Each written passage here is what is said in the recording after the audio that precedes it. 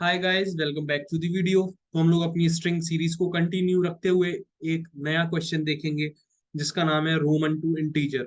हाँ भाई, मेरे को पता है बहुत फेमस क्वेश्चन है, आप सब लोगों को आता होगा। But for the sake of completion एक बार देख लो, और जिसको नहीं आता है वो एक बार सुन लो। ठीक है। तो क्वेश्चन में ऐसा कुछ खास है नहीं। हमको यार एक मैप टाइप का कुछ दिया रखा है। ठीक है, हमें ये मैप टाइप का कुछ दे रखा है। ठीक है, जिसमें हर सिंबल के करस्पॉन्डिंग एक वैल्यू है।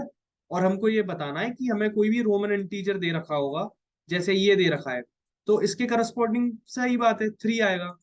जैसे मेरे को ये दे रखा है, फॉर एग्जाम्पल मेरे को ये दे रखा है X 1 1, तो ये इसके करस्पॉन्डिंग 12 आएगा। ठीक है, ये तो इतना पता है हमें, लेकिन मेन क्वेश्चन ये है कि ये आएगा कैसे, किसी भी रोमन नंबर को मैं इंटीजर में कैसे कन्वर्ट करूंगा। तो यार उसके करस्पॉन्डिंग हम लोग इंट्यूशन अपनी देखेंगे और देखते हैं कैसे कन्वर्ट करते हैं। सबसे पहले मैं क्या करूंगा, ये जो मेरा आखिरी इंडेक्स है, ठीक है, ये मेरे को स्ट्रिंग फॉर्म में दे रखा है। ये जो रोमन नंबर है देखो, स्ट्रिंग एस, ठीक है, मेरे को एक स्ट्रिंग के रूप में दे रखा है। मैं ये क्या करूंगा, इसकी जो लास्ट इंडेक्स की वैल्यू है, इसकी जो लास्ट इंडेक्स की वैल्यू है वो मैं आंसर में स्टोर करा लूंगा। अब मैं वो कहां से लाऊंगा, मैं ये वैल्यू कहां से लाऊंगा, मैं ये वैल्यू लाऊंगा अपने मैप में से। ये वैल्यू मैं कहां से लाया, मैप में से। तो इसके करस्पॉन्डिंग मेरे को मैप ने क्या वैल्यू दी, 1, वो मैंने यहाँ पे स्टोर करा ली।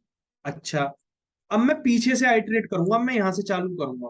ठीक है, अब मैंने कहाँ से चालू करा, यहाँ से चालू करा। अच्छा, मैं चेक करूंगा मेरा लूप कहाँ से चलेगा। अब यहाँ ऐसे चलेगा, एक पीछे वाला है। अगर मैं इस इंडेक्स को हटा दूं, अगर मैं इस इंडेक्स को हटा दूं, क्यों हटा दूं, क्योंकि मैंने ये वाला इंडेक्स का जो जो भी आंसर था वो मैंने अपने आंसर वेरिएबल में स्टोर कर लिया। तो अब मैं यहां से आइटरेट कराना शुरू करूंगा। हाँ, मैं यहां से आइटरेट कराना शुरू करूंगा। अच्छा, पहली बात। दूसरी बात क्या है, अब जैसे मैं आइटरेट कराता रहूंगा, मैं मैं क्या करूंगा, मैं उल्टा काम करूंगा। मैं क्या करूंगा, जैसे मैं यहाँ पे हूं, मैं इसकी वैल्यू इससे कंपेयर करूंगा, फिर मैं यहाँ पे आया तो इसकी वैल्यू मैं इसके अगले वाले से कंपेयर करूंगा, और इस वाले की वैल्यू इसके अगले वाले से कंपेयर करूंगा। ये पैटर्न समझ में आ गया, ये पैटर्न समझ में आ गया।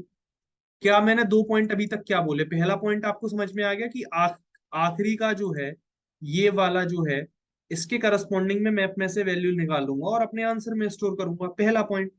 दूसरा पॉइंट मेरा क्या था, कि जैसे ही मैं आइटरेट करूंगा पीछे से, तो मैं जिस इंडेक्स पे खड़ा हूं उस इंडेक्स की वैल्यू मैं उसके नेक्स्ट इंडेक्स से, मतलब I+1 इंडेक्स से क्या कराऊंगा, कंपेयर कराऊंगा। आती है बात समझ में। अच्छा, दूसरा पॉइंट ये भी क्लियर। तीसरी बात, अगर वो मैं जिस इंडेक्स पे खड़ा हूं, मान मान लो मेरा ये करंट इंडेक्स है, उसकी वैल्यू दो केस हो सकते हैं, या तो छोटी होगी या तो बड़ी होगी।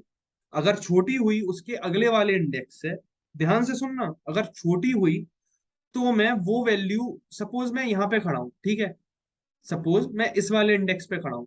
अब इस वाले इंडेक्स की वैल्यू इसकी अगले वाले इंडेक्स से क्या है, छोटी है। छोटी है, क्या है, छोटी है ना। ठीक है, समझ नहीं रहे हो, देखो, अगर छोटी है या तो क्या है, बड़ी है या फिर इक्वल है। ठीक है, बड़ी है या इक्वल है, देखो, मैंने क्या बोला, दो स्टेप समझ में आ गए। अब तुम इस इंडेक्स पे खड़े हो, अब ये जो इसकी वैल्यू क्या आएगी, 1। लेकिन अब ये वाला 1 अपने अगले इंडेक्स पे वैल्यू चेक करो, इसकी वैल्यू क्या है, 1। 1 is greater than equal to 1। देखो, ये मैं जिस इंडेक्स पे खड़ा हूं इसकी वैल्यू अपने अगले वाले इंडेक्स से छोटी तो नहीं है। या तो बड़ी हो या बराबर हो, दो केस आएंगे, या तो छोटी होगी या बड़ी होगी या बराबर होगी। तो मैं क्या करूंगा, अगर ये वाला केस है तो मैं प्लस कर दूंगा वो वैल्यू, नहीं तो मैं क्या क्या क्या कर दूंगा, माइनस कर दूंगा। ठीक है, तो ये 3 स्टेप की एल्गोरिथम, तो ये 3 स्टेप की मेरी एल्गोरिथम हो गई। ठीक है, इसी को मैं कोड करूंगा, इसी को मैं कोड कोड करूंगा। ठीक है, मेरी 3 स्टेप की एल्गोरिथम हो गई। अगर लेस है तो मैं माइनस कर दूंगा आंसर में से, और अगर ग्रेटर देन इक्वल टू है तो मैं प्लस कर दूंगा। अच्छा, मैं यहाँ पे आया, इसकी वैल्यू, इसकी जो वैल्यू है अपने अगले वाले से बड़ी है, इक्वल है, तो मैं आंसर में क्या कर दूंगा, 2 कर दूंगा। फिर मैं 1 पे आया, 1 वाले इंडेक्स में मेरे को दोबारा 1 मिला, मैंने इसकी वैल्यू इसके अगले वाले से कंपेयर कर दी, 2 वाले से, तो मेरे को ये बड़ी और इक्वल टू मिली, तो मैंने 3 कर दिया। अच्छा, अब मैंने क्या करा, मैं आया जीरो इंडेक्स पे, जीरो इंडेक्स पे मुझे मिला वी, वी के करस्पॉन्डिंग मैंने मैप में वैल्यू देखी 5, लेकिन 5 जो है वो अपने अगले वाले इंडेक्स से, मतलब 1 इंडेक्स से ग्रेटर देन इक्वल टू है, तो मैंने 5 जोड़ दिए, तो आंसर मेरा आ गया 8। अब आप चेक कर लो, इसके करस्पॉन्डिंग आंसर 8 ही आएगा, इसके करस्पॉन्डिंग आंसर 8 ही आएगा। अच्छा, अब इस वाले पे आते हैं, मैं इस वाले इंडेक्स पे आया, मैंने पहला स्टेप क्या बोला था, इसकी वैल्यू चुपके से आंसर में मैंने स्टोर कर ली, तो मैंने 10 स्टोर कर दिया, ठीक है। इसके करस्पॉन्डिंग आंसर सबको पता है 9 आएगा, ठीक है, लेकिन अब देखते हैं कैसे आएगा। अब मैंने अब मैं इस वाले इंडेक्स पे आया, मैंने इस वाले इंडेक्स की वैल्यू चेक करी 1, क्या मेरे अगले इंडेक्स से बड़ा है, नहीं है, बड़ा है, इक्वल है, इक्वल भी नहीं है, छोटा है, छोटा है, 1 इज ऑब्वियसली लेसर देन 10, तो मैं क्या करूंगा इस वाले केस में, माइनस कर दूंगा, तो मेरी वैल्यू क्या हो गई 9, और मैंने रिटर्न करा दिया 9, यहाँ पे क्या रिटर्न करा दिया मैंने 8। तो आई होप ये 3 स्टेप की एल्गोरिथम है, आपको क्लियर हो गई हो आसानी से। तो मैं क्या करूंगा, मेरे को स्ट्रिंग दे रखी है, कुछ नहीं करूंगा, सबसे पहले तो मैं एक इसका साइज ले लूंगा, int n equal to S dot size. फिर मैं मैप बनाऊंगा, मैप मेरा क्यों बनाऊंगा मैं, क्योंकि भाई वहीं से तो वैल्यू पुट करके लाऊंगा। अच्छा, अच्छा, तो मैं जल्दी से अपना मैप बना लेता हूँ, अनऑर्डर्ड मैप। मैप किस टाइप का बनेगा, ये तो कैरेक्टर है, ये कैरेक्टर है, ये इंटीजर है, ठीक है, ये कैरेक्टर है, ये इंटीजर है। अच्छा, सिंबल्स, सिंबल्स नाम का मैप बना लेते हैं हम लोग, ठीक है। अच्छा, इसमें देखो मैं क्या स्टोर करूंगा, 1 के करस्पॉन्डिंग 1 स्टोर करूंगा, ठीक है, ये आ गया मेरा, 1 के करस्पॉन्डिंग क्या स्टोर करूंगा, 1 स्टोर करूंगा, ठीक है। मैं मैप बना लूंगा, ठीक है, तो मैं मैप बनाता हूँ।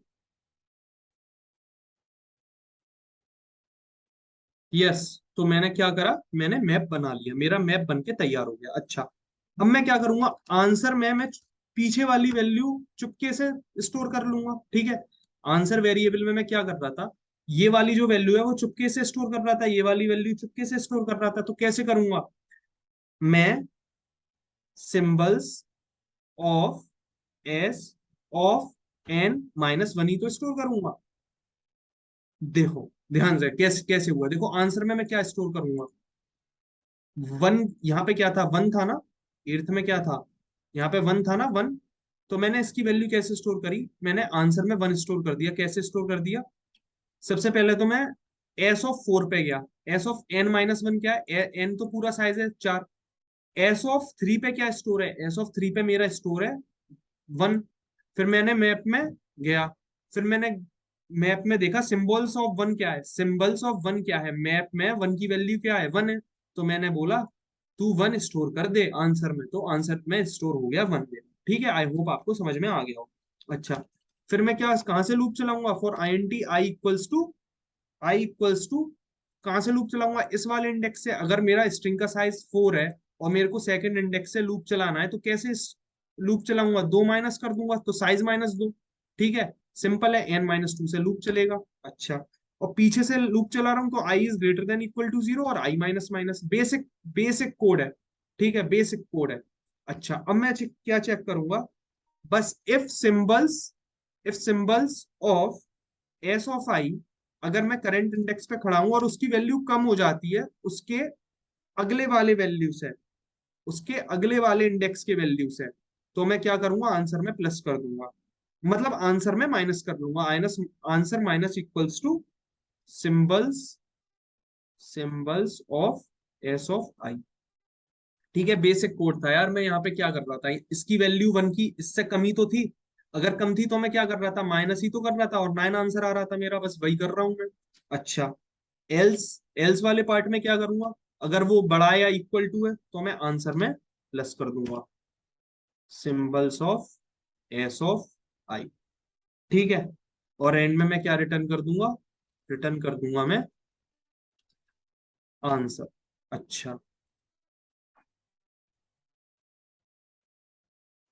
तो कोड चल गया है अपना, और सबमिट करके देखते हैं। यस, कोड सबमिट भी हो गया, तो टाइम कॉम्प्लेक्सिटी इसकी होगी big O of N, space complexity भी होगी बिग O ऑफ एन, ठीक है।